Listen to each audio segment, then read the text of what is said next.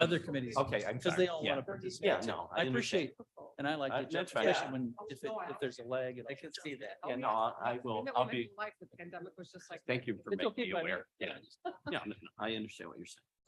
Cliff, top of the morning to you. My friends. I'm fine. No, mine's. And you? Mine's bigger. Good. It's pretty close. Squares, yeah, we are. You guys close. shop at Copter, or do you drive a car? I will throw this. Today, buddy. Hey, you could have an ultralight. Fine, so I'm not, but I don't, they don't last long. I'm usually spill something on it. I wouldn't want that one anyway. He The flew, nip he pocket. flew here? No, he's Yeah, I know, I gonna don't- come a that's- long way. Nerd. Oh, Two pockets. Deb Allen on. Ultralight? yeah, where would you land it? See Deb. Anything else? No, You don't like. my Anita's shoes? here. oh, that was somebody else. I like it. Morning. Oh, first time. Come on, somebody say good morning to me, so Hi, I know Anita. I'm There here. we go. Thank Dr. you. Silva, is she on? Yes. Good morning. Carver on? I think we're okay. We're just missing. Morning. Deb Allen then. Okay, good morning, everyone. It being just after 9:02 on Wednesday, February 15th. We'd like to call to order the Kane County Human Services Committee. Allen. Kenyon, Here. Lewis, Lewis here.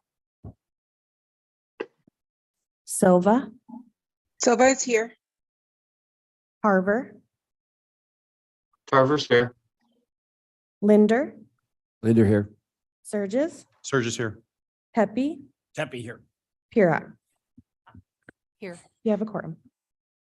Perfect. Thank you, everyone. Do we have a motion to approve the minutes of the March 8th, 2021 and January 11th, 2023? I would move we'd have a unanimous consent to approve the minutes. Mr. Kenyon moves. Lewis second. Here we go. All in favor? Aye. Aye. You don't need a roll, but you do need a all in favor for unanimous consent, right? Just no nos. I think you don't have, Yeah. here we have our. There we go. We have a referee. If you're asking, I would recommend taking a roll call vote in line with the Open Meetings Act requirements for the remote meetings. Oh, God. I move we approve the minutes. We can have a roll call vote to satisfy our new. Pro Tem. Yeah, Lewis will second that. Let's call roll, please. Would have been fine if Clint had not asked. If Clint had not asked. Kenyon, Yes. Lewis, Lewis, yes. Silva, Silva, yes. Carver, Carver. Linder, Linder, yes. Surges. Surges, yes. So was that Aaron's first official? There's a new sheriff in town, is that? Any public comment online? I have no one in the audience.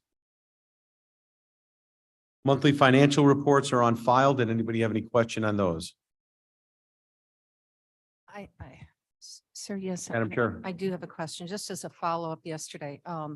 Even though your department has such a small part of the general fund, I would ask if you could please ask your fellow board members on this committee if they have any interest in diving down a little bit into your financial structure, your budget, departmental budget, and then you can do that offline and make sure that if they feel it's appropriate and fine, then that's your report. If they feel that they have some curiosity about it, whatever that curiosity may lead them, they can be directed in how to approach it. For the new committee members, we did do that deep dive and tried to lead by example last year. And if I'm not mistaken, we are one of the departments that actually had a reduction year over year. Is that correct? So I believe we took that extremely seriously and led by example. So we'd be happy to review it once again. But we did the yeoman's work last Okay. time. So Perfect, I know, but just to do it one more time, just to refresh. absolutely. Hey, Cliff, Lewis here. Yes. Anita. I think, also a reminder to this committee is that we have a lot of heavy lifting coming up soon because we will be reviewing all of our contracts for insurance and, health benefits and things. And, that always we certainly look at money there. Agreed. Thanks, Anita. Mhm. Jamie, welcome back. Thank you. I'm going to start with the Blue Cross Blue Shield invoice. That's right on par with normal for the month at 1.45 million, which is right about status quo. The monthly Blue Cross Blue Shield and MERP numbers. If you notice, we used to always trend around 60 for MERP numbers. We're at 69 this month, That's the highest I've ever seen. the highest I've seen it as well. So, you know, Is there a we're, reason for that or at all? you know what, I'm not really sure. I don't know if it's because of the influx of new employees. So we've had an opportunity for more people to join, but I'll kind of take a look at it. So it has gone up, you know, I mean, And 10 people is more than 10%. And for newer members, this is a good thing. This is a cost savings program for the county. So to say that we're up from our average of 52 to 58 and we're at 69, that's not a warning flag. Right, we're going to look at it in a little more detail as we are going through all the insurance plans and just make sure it's still fitting in with our overall strategy. And so it'll be included as we look through all of our plans. We'll evaluate that as well.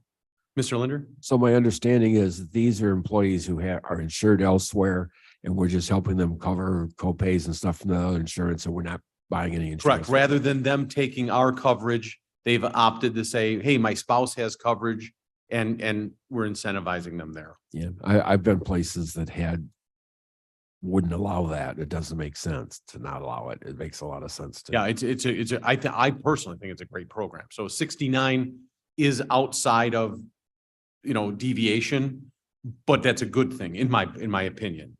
Per person, the cost to the county for a MERP participant is lower than the per person average cost for an insured individual. Yep. So We'll take it. the Assured Partners report.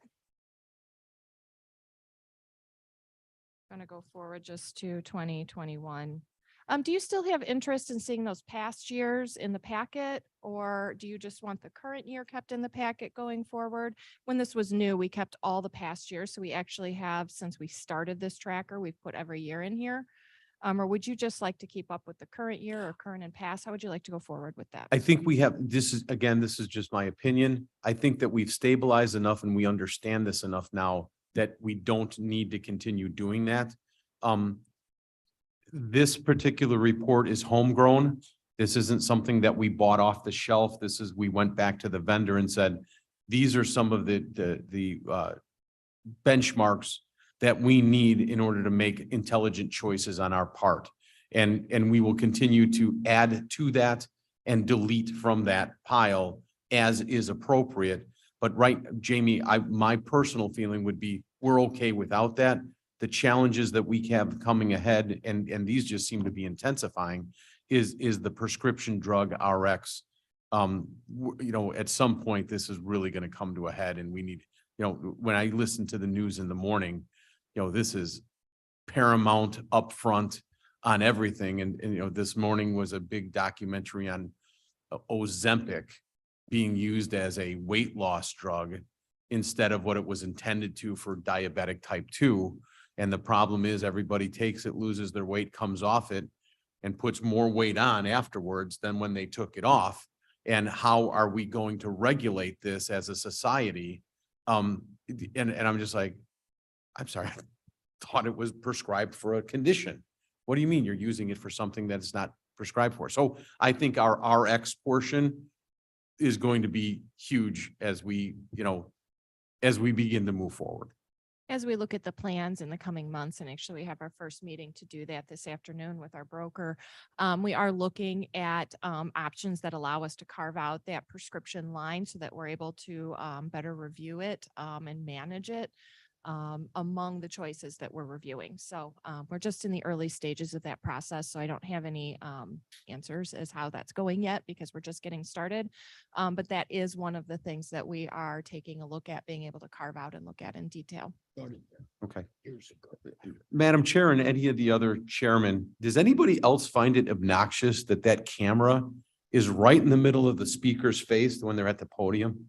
Well, it's because we want to make sure the public has an opportunity to see the speaker. I mean, it's like you better? have the black bars across your eyes because the camera's right there when you're looking. Anyhow, sorry about that. No problem. for me. Smile, you're on Yes, camera. I find. Find it as well.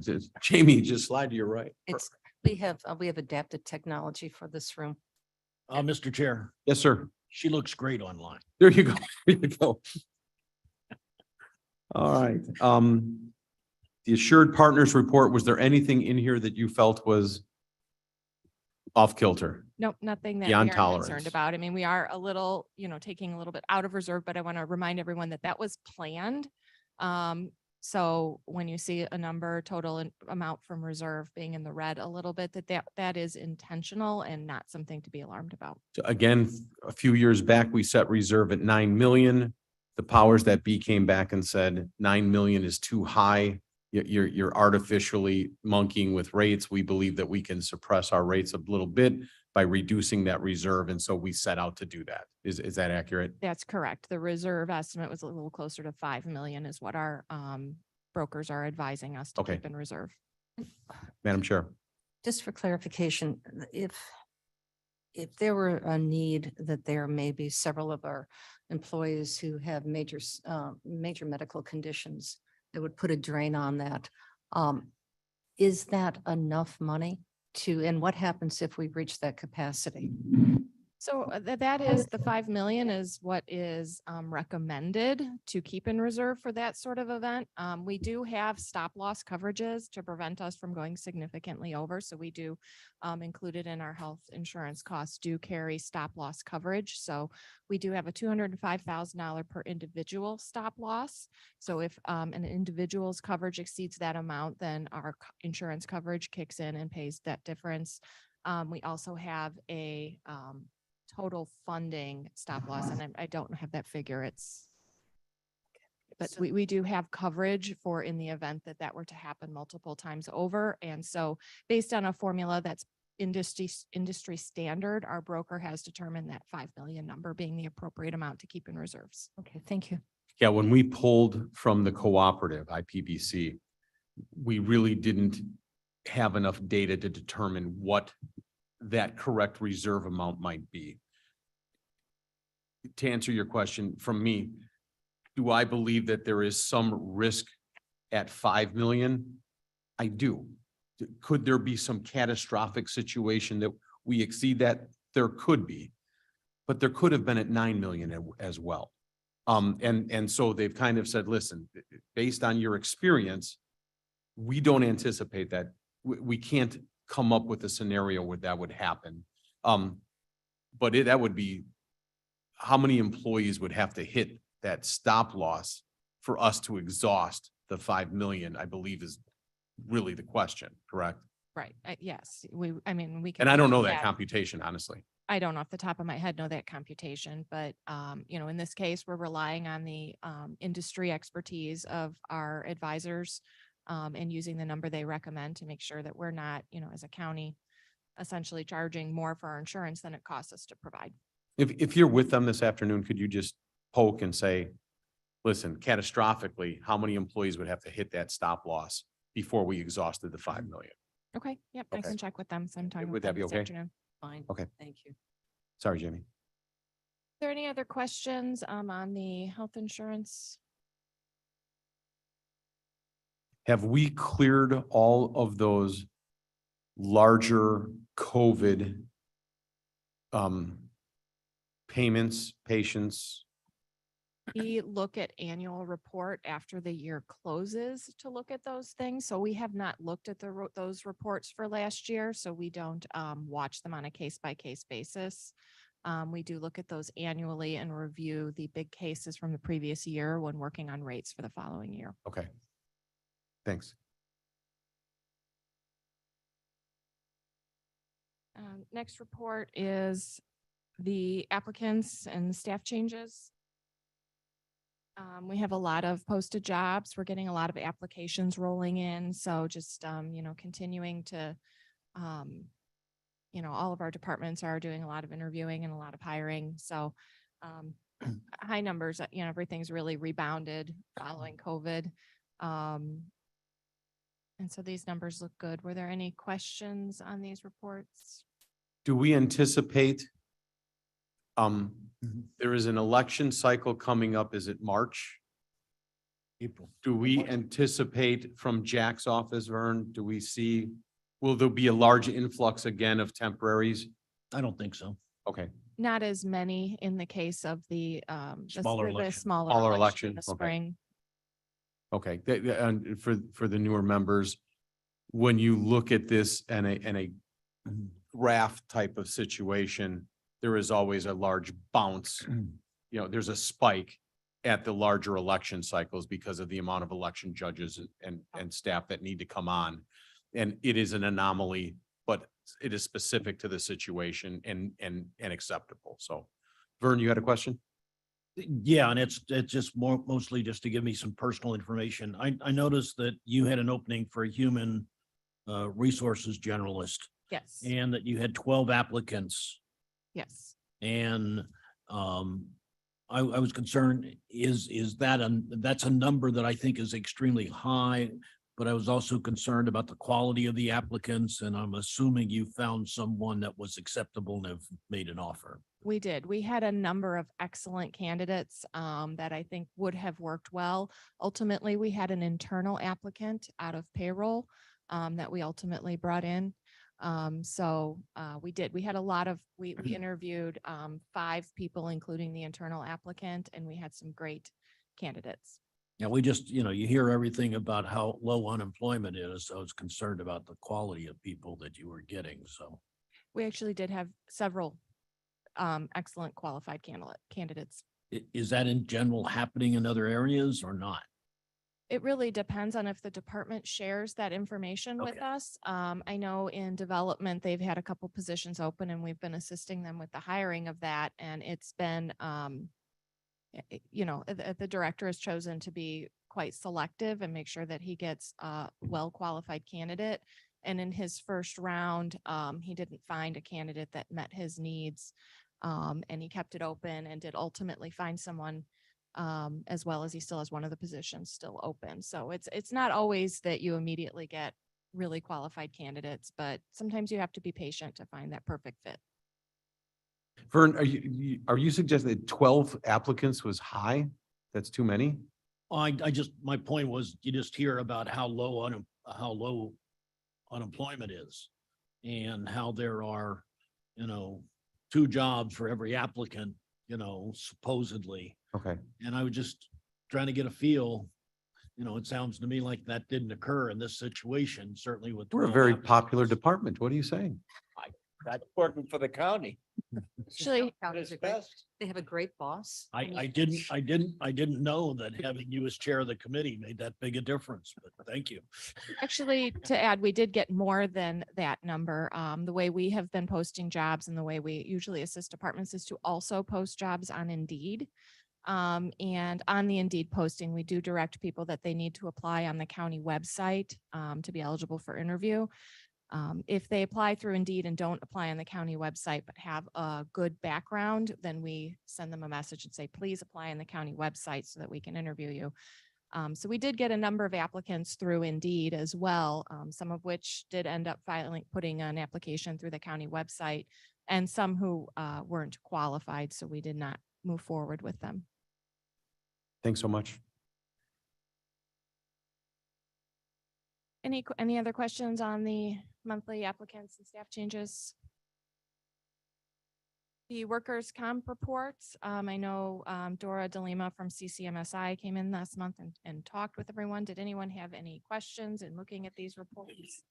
Everything remains in tolerance, but if there were any questions, I'd be happy to answer them. Jamie, you missed yesterday when we made the comment as we were in executive session discussing possible claims that were coming through on how, once again, we approved claims yesterday or settlement amounts. And then the next morning we come in and say, golly, look at how good we're doing. And that's always, we good? Okay, there's always a discrepancy there. You feel like you're talking both sides of your mouth, yet it's just a timing issue. So, Timing, Yeah. that's all it is. Michelle, do you have a hand up? Thanks, Blair. I do. Thank you, Mr. Chair. I just have, going back to the Ms. Labrillo, I have a quick question. We're going to be doing a deep dive into some personnel and cost savings issues. My question to you is really quickly, do you have access to all of the open positions that have not been filled for, let's say, a period of 2 years? Or would that be something that I should send to each department head?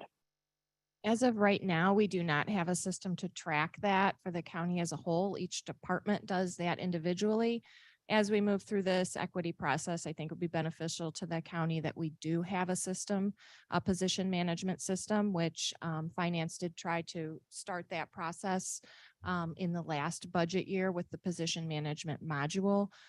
So some work needs to be done on that to continue to do that, because we do not have a way to track that right now. You would need to reach out to each individual department to get that information. I have what's posted, but I just post when they send to me that they want a position posted. Very good, very good. Thank you very much. Jamie, when you say that module is in where? The module that finance has is in New World and is a New World, part of the okay. budgeting system. So we in HR don't have access to that at this time. But again, as we move through this process, we will coordinate with them to make sure that whatever system we come up with works for both departments. But we have not begun that process. And yet. again, just for the members of committee, New World is the overarching software that we use to help run the county. We do not take advantage of all of the modules that are available to be purchased through New World. Madam Chair and I, Dale Berman, as finance chair, Jamie and I have met several times to say what modules can be turned on and or turned off. Roger just walked in the room. Roger was part of those conversations as well to say, can we get a list or a chart of accounts or modules that are available where we might want to implement something that we're not using now? And with the news yesterday that we may have some turnover in finance, that will be difficult to implement that while we're bringing somebody. I mean, Joe's shoes are big to fill, and to try and bring somebody in to bring that up to speed, the timing of trying to introduce a new module may not be, perfect. But if Michelle is looking at something on a project, maybe we should have available some of this where we could say, okay, as the new person comes on, these are on the wish list, if you will.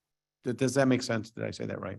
Yes. Okay. And once we go through this equity process, we will have a lot more information to that, because we will be making a record of those budget approved positions, which ones are filled and which ones are vacant, and having that as a current list. What software we ultimately, whether it's a New World module or whether we go with something else, once we have that information, then we will look at the best way to manage that going forward and maintain that information, because it's constantly changing. So we can get what's current now and we can get it down. But if we don't have some kind of software to manage it going forward, as positions change and titles change and people come and go, then it won't be accurate for very long. So we will be looking at how best to manage that going forward once we are at that point. Sort of difficult to manage internal equity when you don't even have a software program to give you the data to do it with. So, thank you so much. Mr. Chair Gums, just the project that I have in mind is, mainly if we have positions that haven't been filled for 2 years, then maybe we can eliminate those. I mean, those are things, again, that software would be extremely helpful with. So. Yeah, I agree. And, Michelle, if I don't want to speak out of turn in any way, shape or form, but, and I don't want to say something that's controversial yet. I would be interested to see how many positions have been left unfilled that allow, how do I say this politely? That they're left unfilled deliberately, even though they're budgeted for, that allows some wiggle room in department budgets. And I don't believe that was the board's intent to do. If you needed the position, then let's get it filled. If you don't, we shouldn't leave it there as a slush account. And I may be phrasing that argumentatively, and I don't mean to, but the point is what it is. Mr. Chair. Mr. Linder. Yeah, Linder here. I guess leading into that, My question would be, when we have a position that's been open for 6 months, a year, 2 years, we sort of need to know, are they paying a lot of overtime to cover that vacancy? Are we bringing in temps to cover that vacancy? Or to go to Mr. Chair's point, was that vacancy just a pad the budget? And I will say that sometimes there are reasons for that, and I will just use my department as an example. At the time in which I was the interim director of human resources, we could not backfill the position that I had held before. Just in case a different director was hired, I needed that position to move back to.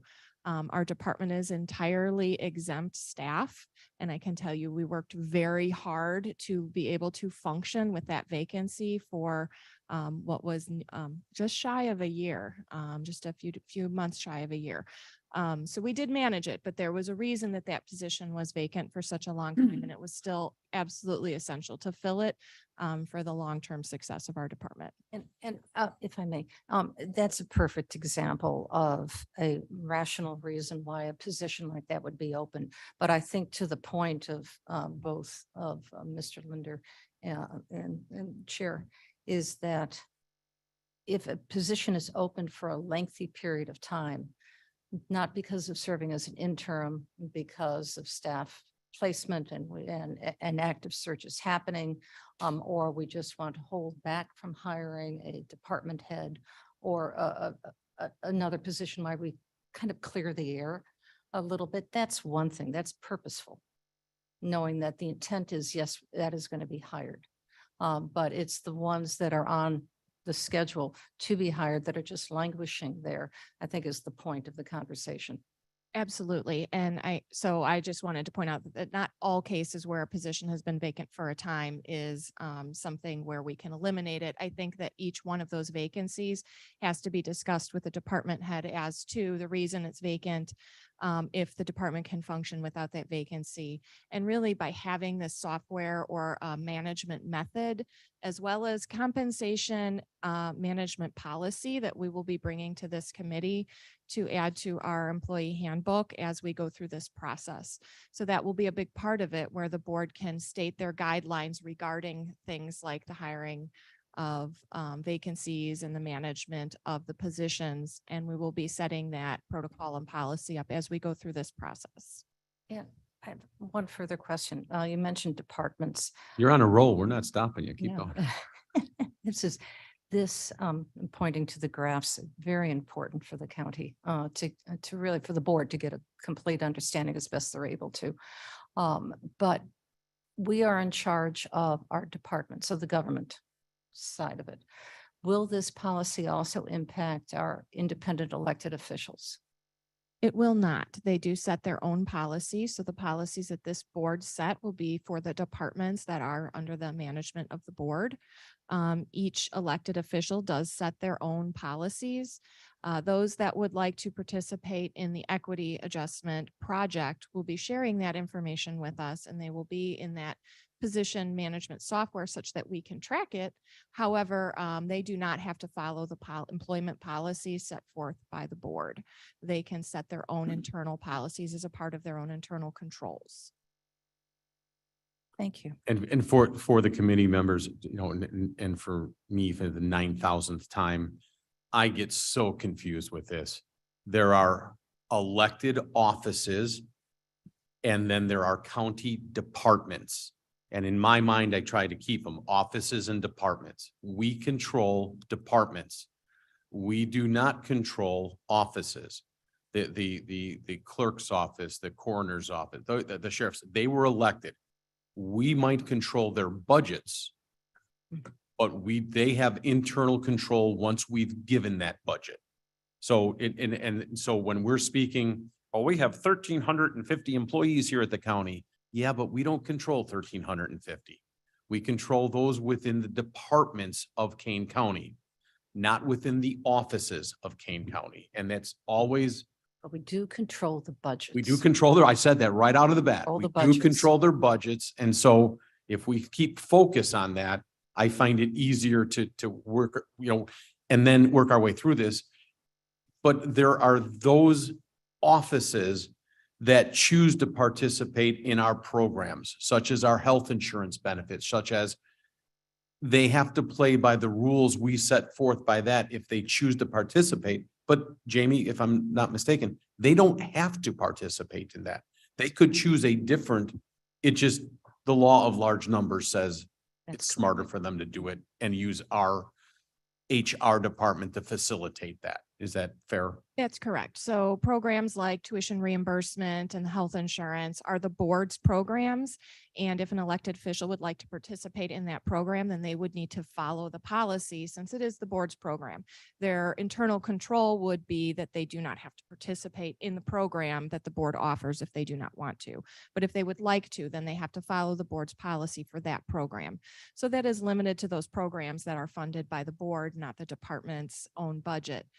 And Jamie, the reason I bring that up is Dr. Iqbal had made comment yesterday, as did many of us, that on the charts that were put up, the word elected officials wasn't referring to us, 24 plus Madam Chair. It meant the elected offices, not the elected officials. And I think that tripped many of us up a little bit. Really? And just because I know for a fact that Mo saw that as elected official and said, wait a minute, that's not us. You're right. It's elected offices. And if you think you got it clear today, in 3 months, you're going to screw it up in a conversation because it's just so easy to do. Clarification is something that just passed by here. So if one of those elected offices participates in our program for tuition reimbursement, we're covering the administration of that. They still pay for the reimbursement, don't they? Actually, tuition reimbursement is paid through riverboat funds. So Okay. that's an established It's just a bad program. example, but yes, Yes. Okay, but for the health insurance, they're paying for the health insurance. it's There- budgeted through Counties- them. It's the county's program, so it's budgeted through them, as Mr. Surges said, but it's the county's health insurance program. The Yes, our county program, manages. but we're not, the county, our portion isn't paying for their employees' health insurance. Correct, Okay. correct. Allocated back. Okay. Madam Chair, and Mr. Linder, for those of us that have worked together for a while, we go by first name. We're a little bit more casual in the committee. Is Mr. Linder or Mike, what would you prefer? Yeah, most people call me Mike. I use Okay. Michael because that's what my mother called And, me. and just so I'm being fair, the very first day I asked you, how would you like to be called? Madam Chair, Chairman, and just so we're not fumbling around with that. And So, my formality, excuse me. So one question I have, again, and now we're drilling down. This is interesting. It has been a recent policy that IIT or IT support forest preserve. We can use that as a forest preserve example, that the forest preserve. What's the matter? He can't hear you, the man right behind you. You can't hear me? Is that better? Okay, very good. It seemed like it was loud. The Forest Preserve is getting charged for services from IT. Portion is being paid. If we are managing a independent agency's health insurance for admin costs, which is fine, do they give a portion back? Is it a payback from their entire budget to help manage and support that program? I don't believe so. No, it's not, because the board, all they pay from their budget, so the board gives them budget for health insurance, and then they pay the county portion of the premium from their budget. That's what they pay. The But county- not But if you're asking, is the human resources budget, and let's just say it's $400,000, do we divide that out? And I don't know what it is. I didn't mean to. And are we dividing that out because other people are using portions of that? We do not. Okay. We do not. And most of everything that our department does is for other departments. So whether it's Departments and offices. departments and offices. So See how easy it is really to. everything we do functions to serve our county departments and offices. Okay, well, I think that should be clarified because we are not only supporting the function of all of our departments, the governmental agencies in managing budgets, we're also supporting the work of the elected countywide offices as well as part of our own budget. Oh, it's clear. We don't. So but it should be noted. Yep. That is part of our internal budget to manage all those programs through a very small department. Jamie, do you know our budget offhand? Yeah, I think you're fairly close with your $400,000, but we also have some money. You see with the insurance liability fund, we manage that insurance liability fund. And I think a portion of my salary, as well as a portion of the assistant director's salary, does come from that insurance liability fund. But I think the HR budget is around 400,000. Got it. Thank you. All right. Do you have, if we're done with workers' comp, HR update? I just wanted to, I'll make this quick because I know we're running low on time. We have been continuing on with the equity adjustment project. And, you know, a little bit to the point that Madam Chair made regarding policy that will be coming forth as a part of this project. For the elected offices, although they do not need to follow the county's compensation policies, by participating in this, they provide the transparency and information to the board so that you can make good budgeting decisions. So the information we collect will be reportable up to the board so that you can make decisions when funding those departments to alleviate some of the need to have to justify when they need a position, because you'll understand what the people they have are doing. As well as alleviate some of that each individual elected official coming to the board and asking for more money. The board will then be able to raise and lower salaries at the county as a whole, including those elected offices. And I really think provide the transparency that the board is looking for as far as budgeting those positions. So if I can just dive in for a second, the equity, the parity that we were looking for a year or so ago, I believe there was some confusion in that we didn't define internal versus external. So part of this was external equity. How do we compare to other counties of, you know, similar kind size? But then we kind of shifted a bit to say internal equity. Is there a reason why this grade employee that's doing data entry in this department is paid differently than the same person that does the same job in another department?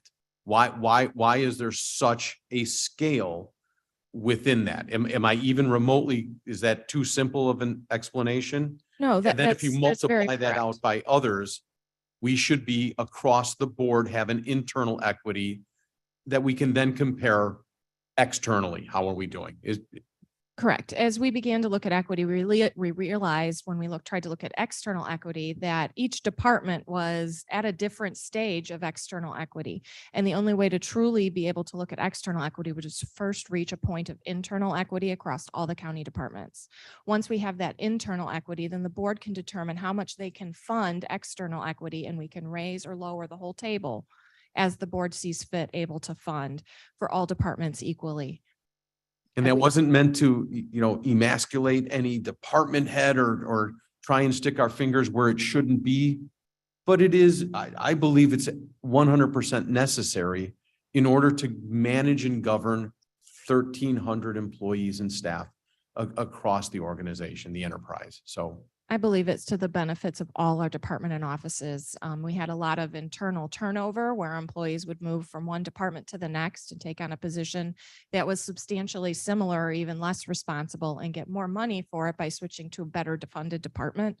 By reaching this internal equity across, I think we also give our employees a clear path to promotion and improvement as they move possibly through county departments or through their own department by assigning a grade and a clear step system for our employees to see how they can improve their career and grow within the county. we've got about 20 minutes left and we've got two things that we need to hit on. Mike, as we're, if I can, as we're going through this and you are as you come on as a new board member, sometimes you're drinking from a fire hose. As vice chair of this committee, as you begin to catch up and you would like to begin sitting in on these meetings, that invitation is fully open, transparent. Dive in, because although Jamie and I think we're really super smart, Yeah. I think the more cooks in the kitchen at the upfront portion of this, the better. Yeah, thank you. And when you're doing that, let me know. I will try to do as much of it with you as I can. No problem. Just as you can. And if I may, sir, I have your budget. Pardon me? I have the budget. But I'm going to say, I'm going by memory, 412, $322,813. such a better number. And what was it the year before? More. I have it. Yes, it was. $331,440. There we go. Well done again, Jamie. Thank you. Just a couple more things just to go Oh, over. I'm so sorry. Just wanted to finish. So for the equity, just to give you an update, we've completed the review of 8 departments and we've reviewed 81 positions with the department heads.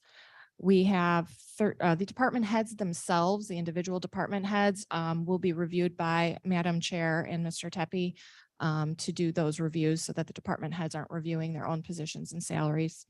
We have 7 meetings with departments currently scheduled that we have on the calendar already, and we're working to get the remaining departments scheduled for their first run review.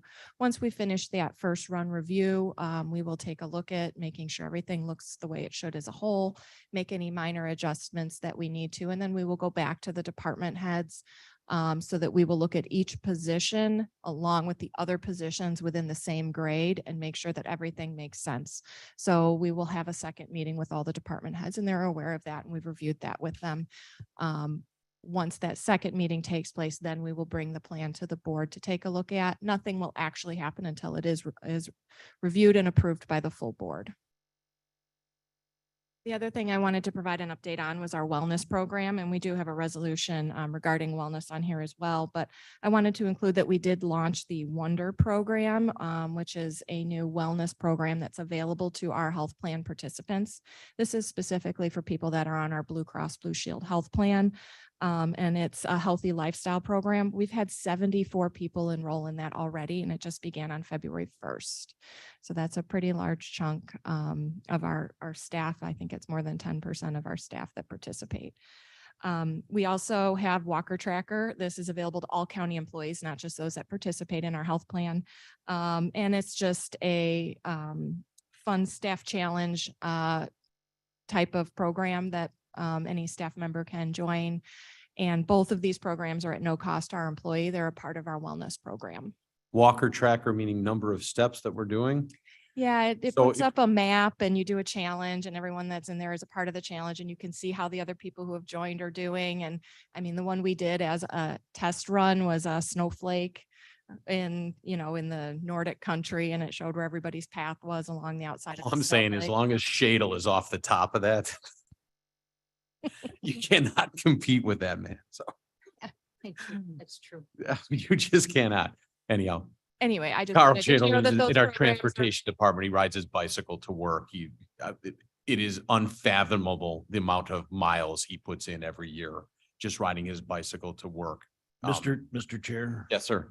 do you think we need a challenge board for the? Yeah, I'm not challenging him. I'm not doing that. I just wanted to share that those programs are underway and so far we've had some pretty good feedback. We have a wellness committee that is run by our staff person, Amanda Rapp. And it's going really well. So we're really looking forward to continuing to expand our wellness programming. Thank you so much, Jamie. Do we need can we swiftly just do the compliance update? That's just sexual harassment training. We're on It's track. moving along just fine. We started a new year, so everybody has to do it again. And for the newer members, pre-COVID, we did not do these training modules electronically. This was a new program that we've tried to put out to do some training models electronically. We hope to continue to introduce new ones, but this one here has been a long grooming process. That just to say that are we saying that we have 646 completed already? Yes, that's true. Yes. That's phenomenal. That's kind of how we phenomenal. trend. We come out of the gate with all the people that don't want to see all the reminder emails and they get theirs done. And then it kind of levels off and then we start getting on people's case and it goes up In again. So November. that's kind But of our compared trend. to the first year, where in the last 3 months, we had 90% of our people that hadn't even done anything. This is, Correct. And it's due the by the grooming end is of working. August. So We'll wait till August, November. we have to wait till November, yes. you can't wait till November. It's due at the end of August. Mike, Just a real side question. In 2 years, should we have some new board members? It would be helpful to tell them not to do those things in December because they have to do them again in January. Here, here. Technically, you're supposed to do it every year, so. Doesn't- it's doesn't really hurt to do it supposed twice. Do it in Yeah, December. but if you only have 25 days, your 60 days expire before the year does. Or the year expires before the 60 days do. So the state law says you're supposed to do it every year. So, yeah, they don't incredibly define that year in the statute. So that's why we are using that. Please do it within the calendar year. All right, with the committee's approval, I'd like to move number 8A up next so that we can, I think this will go quickly, and then 7A, I think we'll have some conversation on. So, Mr. Kenyon, can we could you move the resolution amending the employee wellness program and I would Kane be County glad Health to. Plan? I'll second. Mr. Linder seconds. We can call roll on that.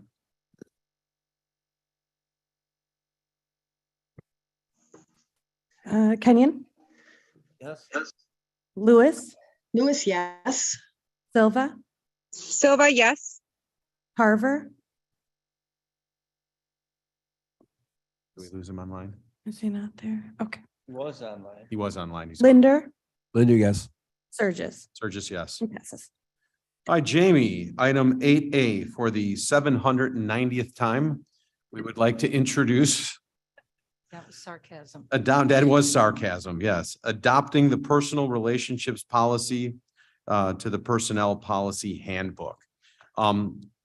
If I could set the stage for this briefly. There are times when this committee has tried to make changes to our personnel handbook that were so monumental. We spent 6 months chasing our tail in a circle and it went nowhere. So the next time we tried to make some changes, we said we're going to break that up into bite-sized pieces and move them forward. I believe this is the last bite-sized piece of this particular project, and we are down to the notion of reporting a romantic relationship and the need for that. It went through committee without much of a problem. It went through, we got to executive and it passed. When we got to the board, no, that's wrong. When we got to executive, it did not pass, and there inasmuch did not make it to the board. Part of that might have been my explanation of the need for this, that I will let Ms. Labrillo reiterate, but I will take this egregious opportunity to say, for those that were with us yesterday, we went to executive session and we discussed a situation that had a settlement on it. It is very important that we are putting together personnel policies that don't undermine the confidence of other employees.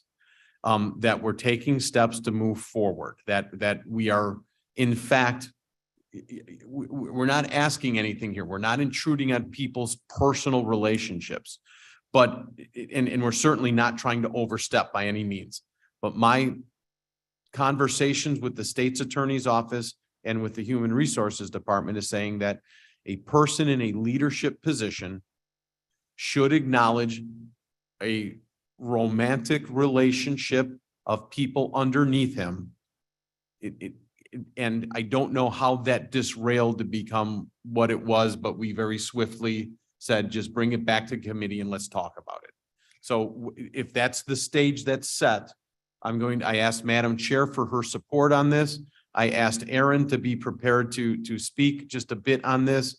I know Michelle Neerman was sending something, and I did not check my email this morning if that was available, but Aaron, maybe if you can read that, and Jamie, just set the stage as to what the problem or issue that we're trying to navigate through and why this is so important, so that we could bring it back to those 2 or 3 board members that felt it was improper to move to consent agenda. And Madam Chair and I could have those conversations. Yes, this is very important to our employees for a couple of reasons. First of all, I want to clarify that what we're talking about here is supervisors dating their subordinate staff. So these are people that are in positions of authority over another. And if they are going to undertake a relationship like that, this policy doesn't prevent them from having a relationship. What it requires is disclosure. So it requires disclosure to human resources so that we have that it is a consensual relationship. It really protects, first of all, both people in the relationship. Should the relationship end, then you have a protection that we know that the relationship was consensual. So the county is protected from, claims that the relationship existed under a sexual harassment. By requiring this disclosure, it helps prevent any kind of harassment from happening in the first place by making sure that both parties have an opportunity to acknowledge that relationship and not have any kind of negative consequence such that the person no one would feel pressured to remain in a relationship where they were not happy. So we are really only speaking about situations where individuals are dating someone that's in their direct line of command.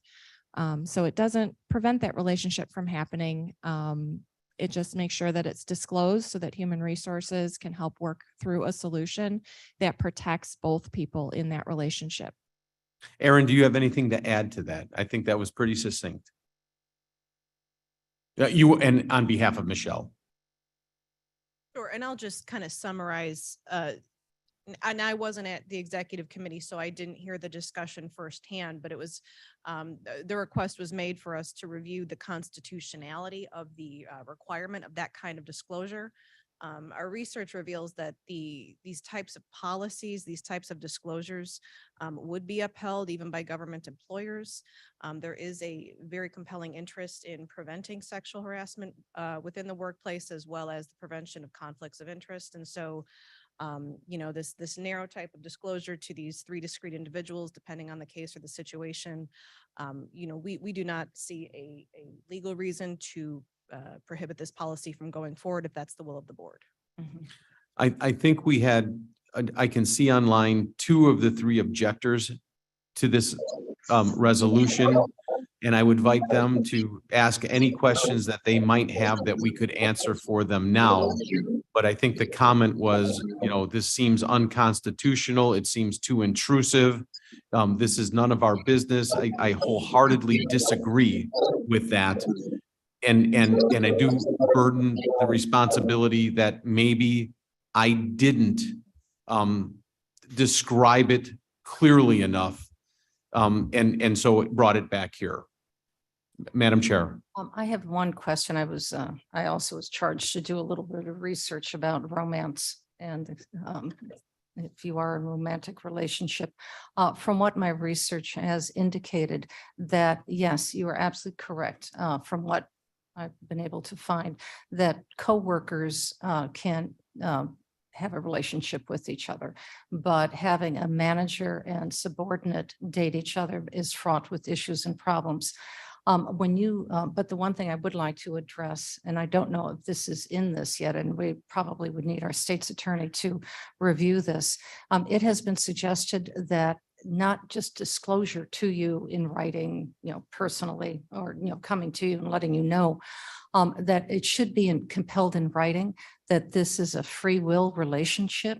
This is a consensual relationship, so that if anything happens and the 2 individuals decide not to continue that relationship, there is no thought of sexual harassment by either party, because they admitted in writing that this was a consensual relationship, thereby protecting the county from any kind of sexual harassment lawsuits. And that is how we would proceed once, a disclosure was made. So then human resources would take the necessary step to document that in an appropriate way to ensure, and, we would, discuss with the state's attorney anything that was needed to get in writing or to document that situation appropriately. And if the 2 individuals would decide not to move forward with that relationship, then they can go back to you and let you know that that relationship is no longer in existence by mutual consent. I do see 2 hands up. Aaron, were you coming to respond at all? Okay, I think Ms. Strathman, Cheryl, you had your hand up first, and then Ms. Silva. Yes, good morning. Thank you, Mr. Chairman. I was one of the ones who objected and thought this was intrusive. My work history has never been in a situation like this. So, I'm open to learning. My work history has always been in medical offices. So it's a little bit different than what we're talking about for us today and yesterday. But I think when I was so opposed to it, I did not realize, I think the language was not clear to me that it was only in a supervisory capacity with an underling. The way I understood it was that anybody who was dating would have to report it. That I think is intrusive. I understand the need for when it's a supervisor and a subordinate, that makes sense to me. But I'm not clear even now about when it would be reported and I just think that it's a personal issue, and sometimes people go out and then decide that's not one. And what do we consider? I know there is some definition of romantic that people are trying to be clear on what the definition is. Is romantic intimate? Does that mean a physical relationship? I mean, there's just a lot to this that's not clear to me, and I'm open to learning. So I'll let you teach me. Yeah, and Cheryl, I am not I am not too big as to apologize when I feel I did a disservice. And in this particular case, I probably didn't tee this up like it should have been, and may have led people given the wrong impression on this. And so I will shoulder that. And that's why we brought it back here. Madam Chair, you had a question, and then Dr. Silva, and then Ms. Bates. Just to respond to that, according to women's law, what is the legal definition of a dating relationship because of sexual harassment? Do you have an interpersonal bond beyond casual socializing? So flirtation is not a personal relationship. It's just flirtation. Going out for drink with somebody, going out for dinner with somebody is not considered a dating relationship. Then it's the personal nature, the intimate nature of conversations that you would have with that individual that go beyond that casual date that you may have going out with a coworker or a subordinate for pizza or a cup of coffee or a glass of wine. Are there ongoing expectations? Do you have continual phone calls with each other, lengthy conversations? Is there a sensitivity to how you touch each other, which would signify a personal, intimate relationship? And this is not having to deal with a sexual relationship. It goes beyond that, because that's, again, consensual, hopefully. Do you present yourselves as a couple, or is it perceived that you present yourself as a couple? And that's critically important, because all of a sudden other people, if a subordinate and supervisor, see that there may be considerations by other people working for that department. So those are some of the specific reasons. I'm sorry, this is still in a supervisor subordinate relationship? That's correct. That is correct. Scenario? Correct. Cheryl, was that your question while your hand was up? Or did we not take it down yet? I'm sorry, I'll take it down right now. That was my question. And I am learning. I think that if I cannot be the only one who is not clear on this. And I think that maybe the language, like Madam Chair was just talking about, needs to be in this resolution or at some place in the book so that it's quite clear. Because I can see a lot of fudging, where people could say, well, it's not this, but, I didn't think I had to report it because. So I think I can't be the only one who doesn't think it's totally clear. Yeah, Cheryl, I think this is another one of those situations where 5 years from now, people are going to look back at it and say, oh my gosh, this was, what, did a caveman do this? I mean, you've got to be kidding me. This is a great starting point that I'm sure will be refined 15 times over in the next 10 years. So, but we're just trying to dive in someplace, Yeah, I get that. Thank you. Dr. Silva, did you have a question?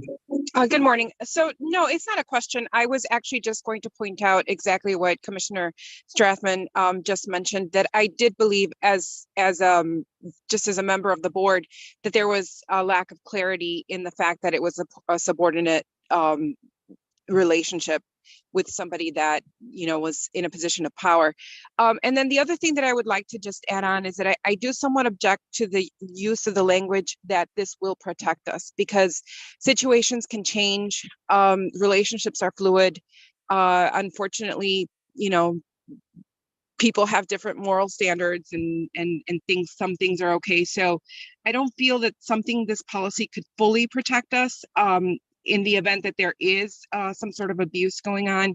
But I think it is a step in the direction of, at least initially, we were made aware and this seemed to be consensual. So I really do think it was a matter of just folks not being clear on what they were voting for.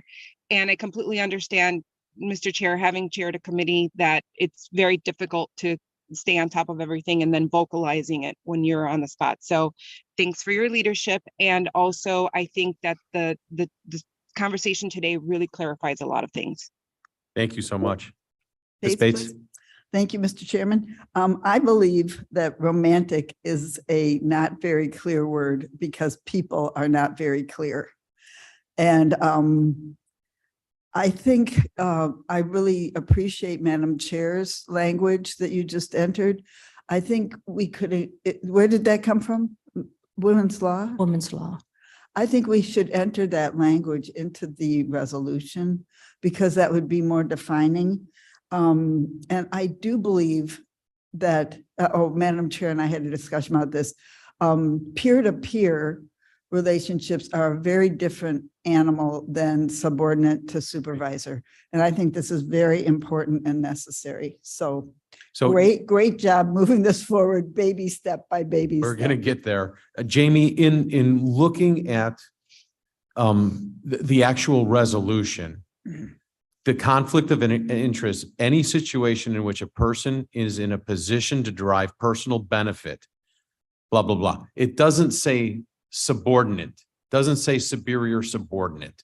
That's just a definition of conflict of interest, that because the statement conflict of interest is used later in the guidelines, the guidelines, which actually state what the policy is, does specifically indicate a relationship between the employee and a subordinate staff, supervisory staff, county board member, or vendor with which the employee conducts business. Okay, and that's in the first paragraph under guidelines. Yes. Second to the last sentence there, third to the last sentence there.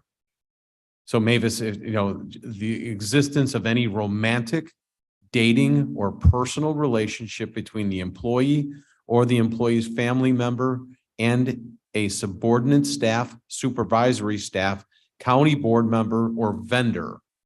So we've tried to put it in there. It's just, the word romantic isn't, it's in and of itself on an island. It's romantic, dating, or personal relationship. And that's from the state's attorney's office, unless there's better words. I mean, Madam Chair, unless you read something that is in absolute opposition of that. Could we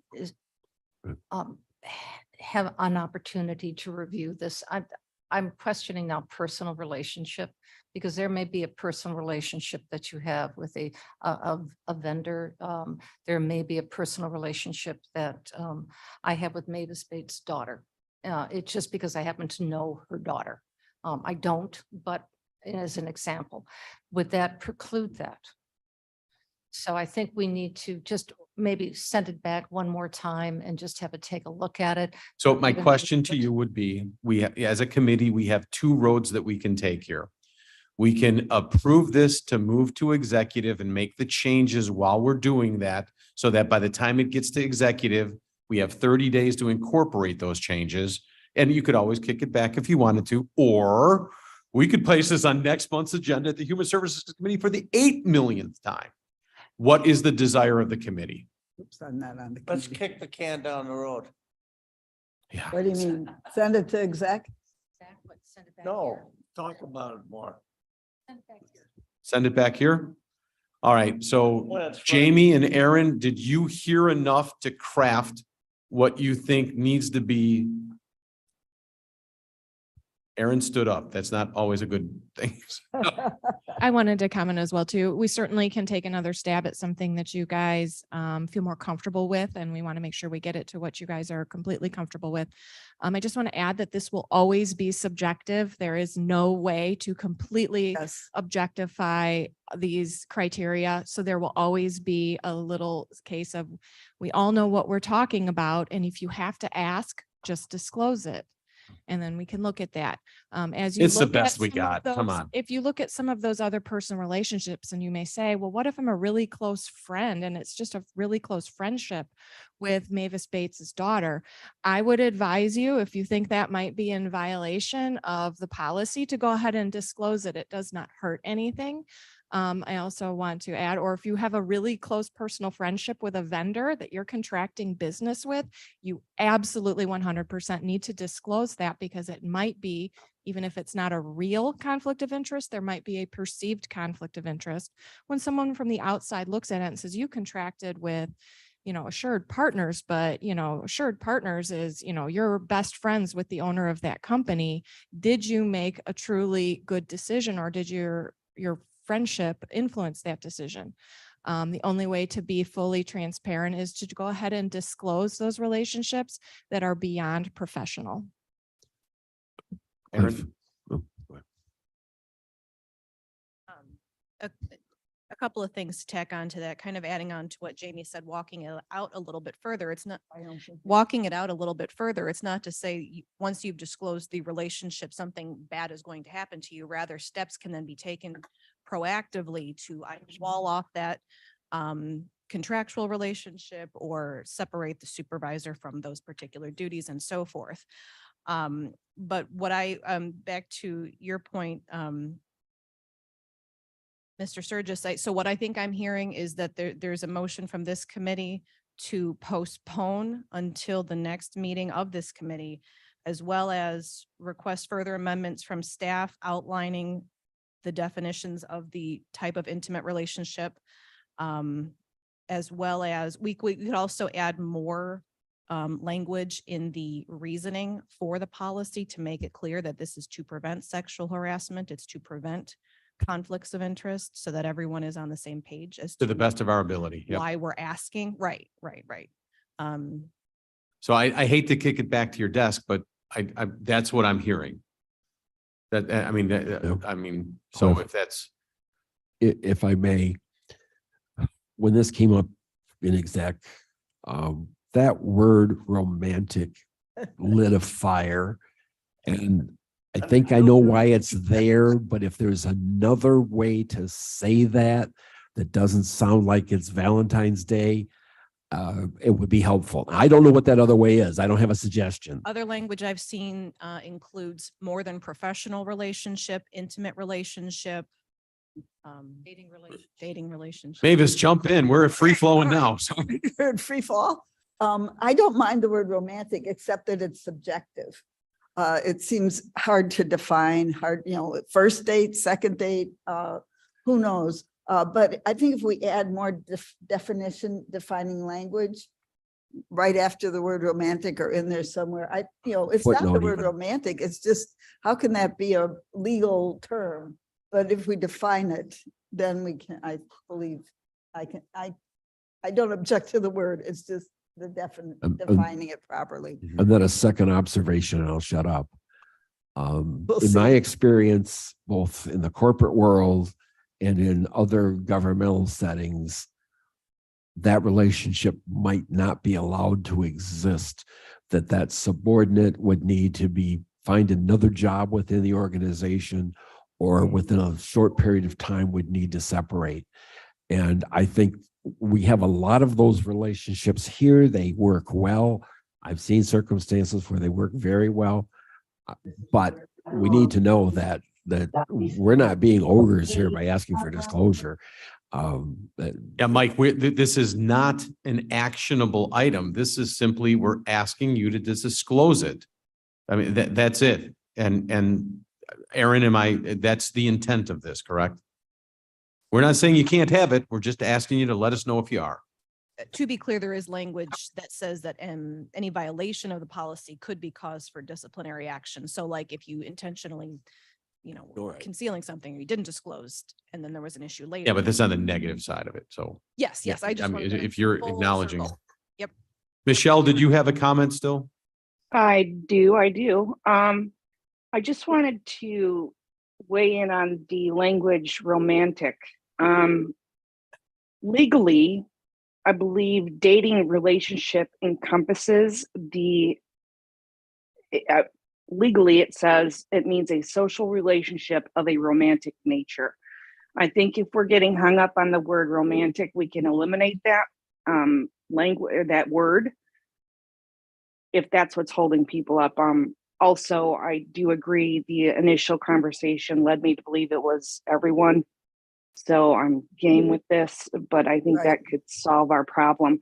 I don't think romantic needs to be in there because the legal definition includes that. Dating, the word Thank dating. you all so much. I think we have where we need to go there.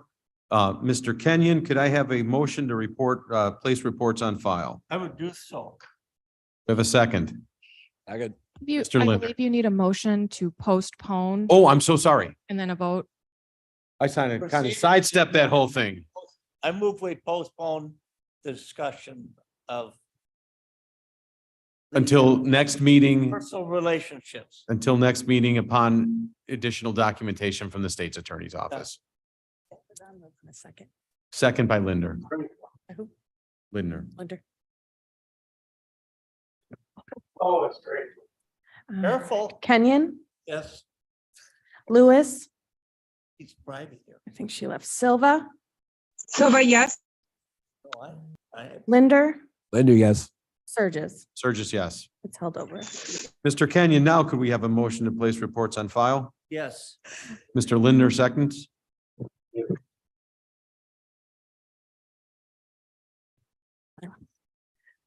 Kenyon, Yes. Yes. Silva, Silva, yes.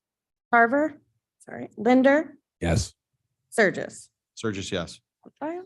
Mr. Kenyon, you're up. I'd like to move we adjourn and note that again, you missed the mark. Second. I am 13 minutes over. Thank you. Well, it's over is over. Job, Mr. All in Chairman. favor? Aye.